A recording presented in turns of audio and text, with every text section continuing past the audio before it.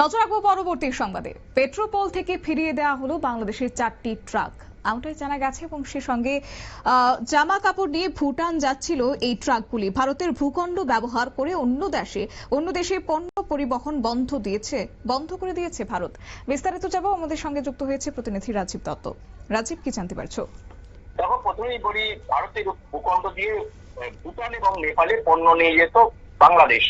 অর্থাৎ এই ট্রান্সশিপমেন্ট পারমিশনটা কিন্তু বাংলাদেশকে দেওয়া হয়েছিল, কারণ ভারতের সঙ্গে এই যোগাযোগের এই ভূখণ্ড দিয়ে ছাড়া ভারত বাংলাদেশ রপ্তানি ব্যবসা করতে পারবে না। যেহেতু ভারতের সঙ্গে আমাদের সম্পর্ক ভালো, এবং হাসিনার যখন সরকারে ছিলেন, প্রধানমন্ত্রী ছিলেন, তখন কিন্তু এই অনুমতি 2020 সালে 29শে জুন এই অনুমতি দেওয়া হয়েছিল। কিন্তু বাংলাদেশের সঙ্গে সম্পর্ক আমাদের খুব খারাপ হয়ে গিয়েছে, এবং গত 8ই এপ্রিল এই যে নির্দেশ, যে অনুমতি দিয়েছিল, যে অনুমতি প্রত্যাহার করে নেয় ভারত সরকার।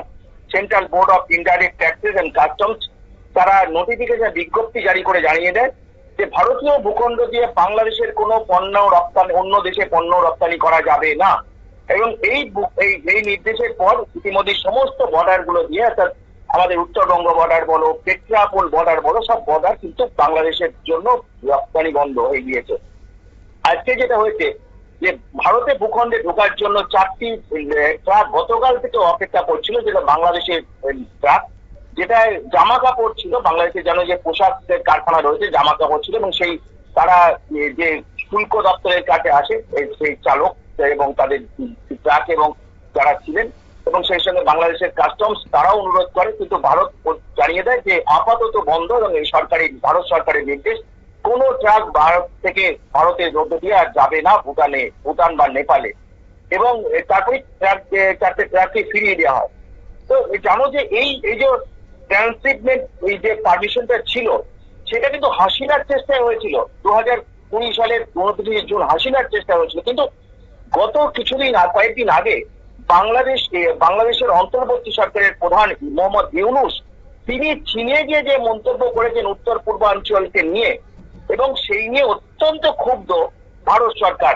বিশেষ করে উত্তর পূর্বাঞ্চলের বিভিন্ন রাজ্যের তরফ থেকে দাবি করা হচ্ছিল, এবং আমরা দেখেছি যে অসমের মুখ্যমন্ত্রী হিমন্ত বিশ্ব শর্মা, তিনিও দাবি করেছিলেন যে মণিপুরের প্রাক্তন মুখ্যমন্ত্রী বীরেন সিং, তিনি দাবি করেছিলেন যে ভারত সরকার ড্রাস্টিক অ্যাকশন নিক। তবুও ভারত সরকার কিন্তু প্রতিবাদ করেছিল, কিন্তু তারপরে আস্তে আস্তে ভারত সরকার কঠোর হতে শুরু করে, এবং যেটা করে যে ভারতীয় ভূখণ্ড দিয়ে এই প্রথম এই যে 5ই অগস্ট থেকে যে গোলমাল শুরু হয়েছে বাংলাদেশ, এবং তারপরে দেখে যে ভারত বিরোধী স্লোগান, হিন্দুদের উপর অত্যাচার, ভারতের বিরুদ্ধে অনেক রকম পদক্ষেপ, সীমান্তে সমস্যা তৈরি করা, কত বিজেপি সেখানে সীমান্ত সমস্যা তৈরি করেছে, কিন্তু ভারত কখনো পাশের বাংলাদেশের বিরুদ্ধে যায়নি, মাল সাপ্লাই করেছে, সবকিছু করেছে। কিন্তু এই প্রথম কড়া পদক্ষেপ নিল, এবং ভারত পরিষ্কার জানিয়ে দিয়েছে ভারতের উপর দিয়ে বাংলাদেশের কোনো পণ্য যাবে না। তাই এই 4টি ট্রাককে আজকে ফিরিয়ে দেওয়া হয়েছে, যেহেতু ইতিমধ্যে ভারত সরকার নির্দেশ জারি করে দিয়েছে। একেবারে তাই। ধন্যবাদ। আপনারা শুনলেন, অর্থাৎ বৃহস্পতিবারই পেট্রোপোল সীমান্ত থেকে বাংলাদেশের 4টি ট্রাককে ফিরিয়ে দেওয়া হয়েছে। নেপাল এবং ভুটানে পণ্য পরিবহনের উদ্দেশ্যে সেই ট্রাকগুলি রওনা হয়েছে। কিন্তু সাম্প্রতিককালে মোহাম্মদ ইউনূস চীনে গিয়ে ভারতের উত্তর পূর্বাঞ্চলকে নিয়ে যেভাবে বিতর্কিত মন্তব্য করেছে, তারপরই ভারত সরকারের পক্ষ থেকে এই কঠোর সিদ্ধান্ত নিতে বাধ্য হয়েছে। নিয়ে নিচ্ছি ছোট্ট একটি বিজ্ঞাপন বিরতি, সঙ্গে থাকুন।